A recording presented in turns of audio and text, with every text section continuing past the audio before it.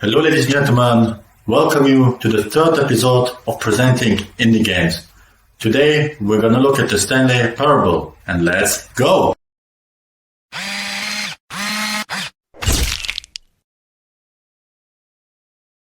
Short disclaimer for everyone who is new to this channel.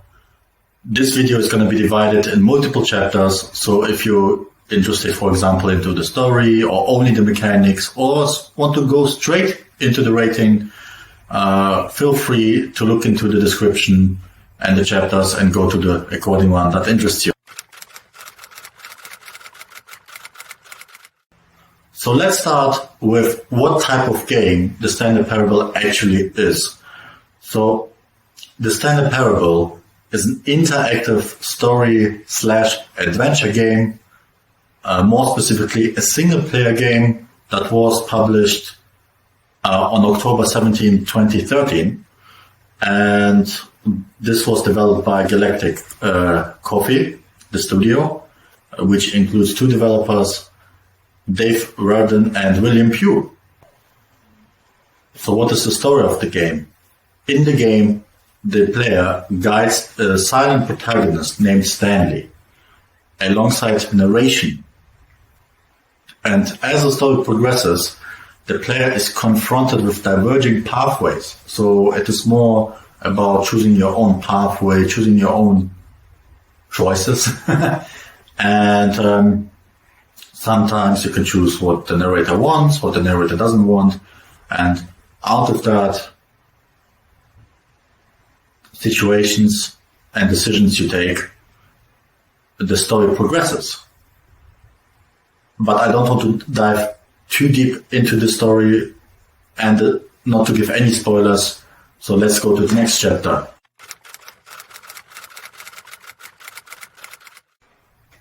Now let's talk about the mechanics of this game, because they're quite fascinating and interesting to explore. So generally speaking, the player has a first-person perspective and can travel and interact with certain elements of this environment, such as pressing buttons or opening doors. But apart from that, it doesn't have any combat or action-based controls, meaning you can't really jump, you can't really shoot, you can't really, let's say, pick up objects. And yeah, that's the general gist. And as the story progresses, you are confronted usually with choices that you have to take. So meaning every decision you take, mechanic-wise, changes either the map or environment, and then based on that, the story progresses. Additionally, and the most importantly, is how the game and the mechanics are kind of start questioning you. In your head, based on the mechanics, it limits and shows you the limits of the game format itself. Meaning you're gonna have to restart the game, or the game restarts themselves, for example. It's a little bit difficult to explain without giving spoilers, so I'm gonna try to keep it as simple as possible. But basically what I mean is that, for example, when you complete, let's say, one section, let's say you go from point A to B, then the narrator says, "Oh, nice, well done," and then the game restarts. But then the restart of this game is different, meaning the start of the game is different. And then you progress again through the same route. And yeah, then you see only very few things changing, but over a certain amount of time, if that makes sense. So yeah, quick, short summary for the mechanics. Like I said, it questions and shows you the limits of a game itself, of how mind twisted it can be, how the story can intervene, how your choices can intervene, and how you feel and play also your buttons. For people who know, they're gonna laugh. As you already saw, this chapter will show you some gameplay and some highlights of my stream on Twitch.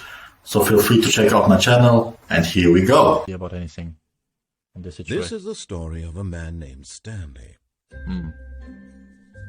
Stanley worked for a company in a big building where he was employee number 427. Employee number 427's job was simple. He sat at his desk in room 427 and he pushed buttons on a keyboard. Orders came to him through a monitor on his desk, telling him what buttons to push, how long to push them, and in what order. Okay. This is what employee 427 did every day of every month of every year. Okay. And although others might have considered it soul-rending, Stanley relished every moment that the orders came in, as though he had been made exactly for this job. And Stanley was happy. Okay. Okay. Okay, I think the E button is to press to interact, because I hear a sound when I press on E all the time. All of his co-workers were gone. What could it mean? I heard. Stanley decided to go to the meeting room. Perhaps he had simply missed a memo. Do I need to... No matter how hard Stanley looked, he couldn't find a trace of his co-workers. Who farted?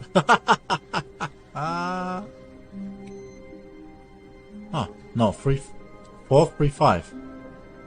435. Stanley went around touching every little thing in the office, but it didn't make a single difference, nor did it advance the story in any way.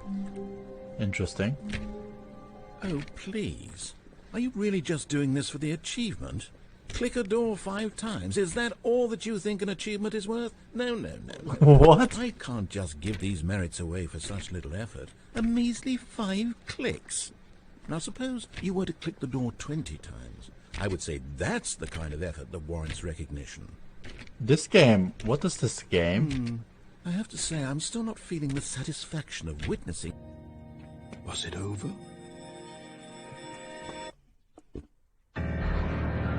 Yes.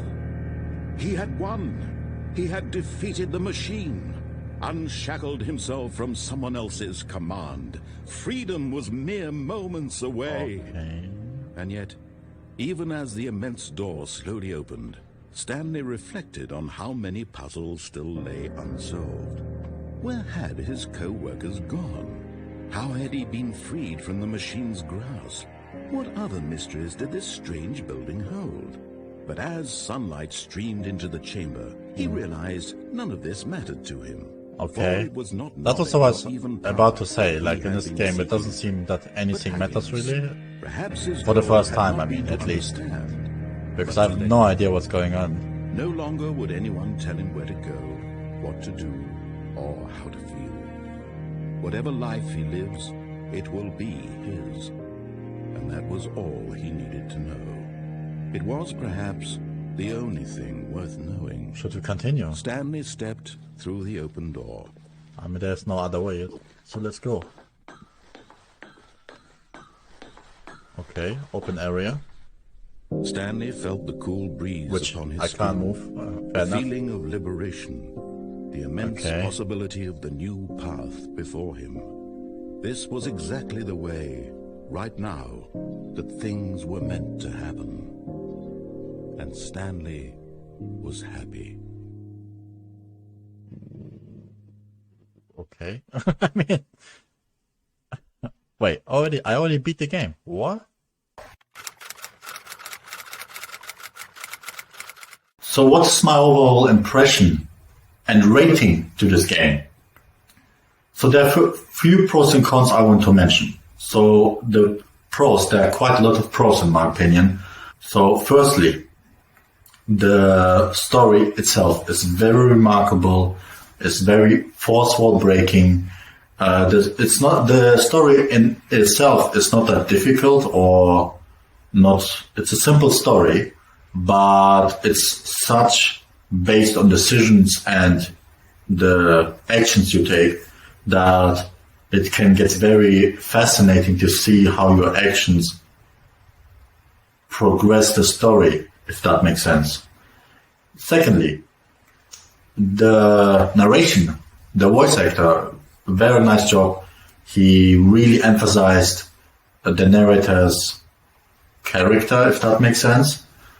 And also the voice acting itself is pretty remarkable in that sense that the emotions he wanted to portray, or whenever there's a certain amount of, let's say, happiness or depression, the voice actor really did a great job in portraying that through the voice itself. Thirdly, the map itself, not visual. I mean, visually it looks good as well, but what I mean with the map is by the map design. So how the game uses the map, how the game interacts with the player, and how it can show the limits of the game format itself. And yeah.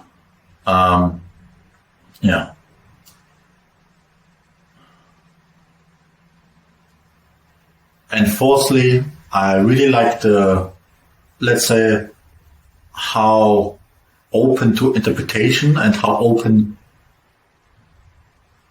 you can decide, or how long you can decide to play this game, because the mechanics and the map are designed in such a way you can finish this game literally in 20 minutes. But for players who are more interested, who want to explore more, they can do it in such a way that it never gets boring. And you can literally play for hours without making it too boring or repetitive. So now let's go to the cons. There are not a lot of cons, to be fair. I mean, it's literally one that I have pops in my mind. That would be to have some kind of more interaction. I mean, yeah, this comes with a player who has an FPS background, but even as a guy who likes to explore interesting or fascinating games and worlds and maps, I would like to play or have more interactions. Meaning, I mean, yeah, I could press a button, I could open a door, so there was interaction, but for example, I would like to jump as well. I mean, they kind of pick that up in the story a little bit why you really can't jump. I mean, but some kind of like somehow into this gameplay loop you have, I would try to implement more mechanics, if that makes sense, to make it a little bit more catchy, if that. So my overall rating of this game, out of 10, I would give it a 9.5 out of 10. And I'm not saying that mildly, because a lot of people, a lot of friends, I know, they recommended me this game. Even parts of this community on this channel recommended me this game. And I also heard of it, but I never knew what it was. And I really can recommend to play this, specifically the original one. I haven't tried the Ultra Deluxe version, so I can't have, I'm not giving an opinion to that. But for me, this is one of the games that really showed me again the limits and how a nice of an immersion and experience a game can be. And if a game can do that, that's usually considered a masterpiece. And I would say it is a masterpiece. It is obviously not a AAA game, but obviously these days AAA games are a little bit lackluster. And so the creativeness, the story, the narration, the map, and the gameplay loop is so fascinating and impressed me really that I'm gonna hold to my 9.5. And after maybe replaying this game in the future, maybe I'm gonna update this rating, but we will see. I'm quite excited. Yeah, so thank you for being here, thank you for watching, and see you in the next episode.